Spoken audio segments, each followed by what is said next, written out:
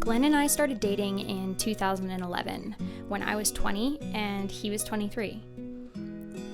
He's Australian and I'm Canadian, and we had met a few years prior at a local ski resort in BC and ended up working together at a little bakery on the ski hill.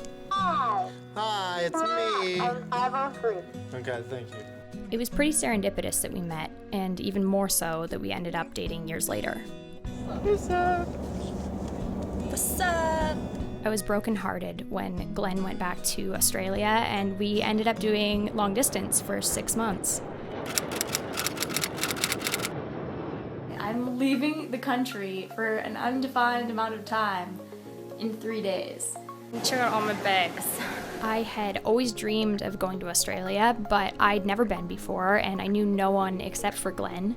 So it was a pretty big deal to pack up and move overseas and make that happen at such a young age. But I knew it. I knew I had to. When I met him, I just knew.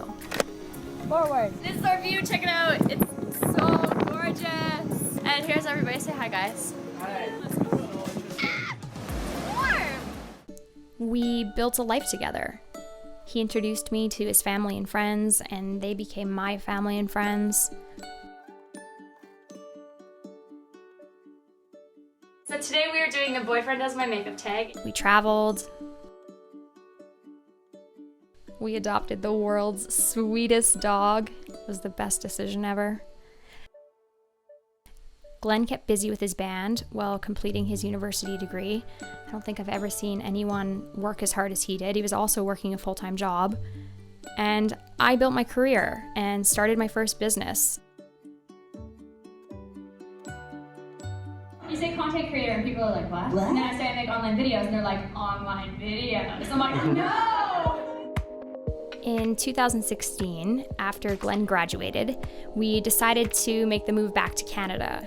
So we sold our home, packed up our stuff, and made the move. Welcome to our new empty apartment. We settled in Vancouver, and before we knew it, 3 years had passed. This past November, on Glen's birthday no less, he finally proposed. It only took him 9 years. We decided to get married the following June. Here's a clip from the day that I finalized our guest list and sent out invitations.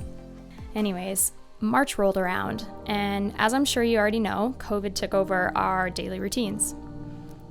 Everyone quarantined, and soon we realized that we'd have to cancel our wedding. International travel is so up in the air at the moment, so postponing really wasn't an option because we couldn't give a new date. We'd made other plans to celebrate on the day, but with the forecast so terrible and COVID restrictions still in place, we had to pull out. Even though this wasn't the June 13th we'd imagined, it was still one of the most love-filled, memorable days that I'll remember forever. So we thought we'd make a little video, and this is what we did instead of getting married.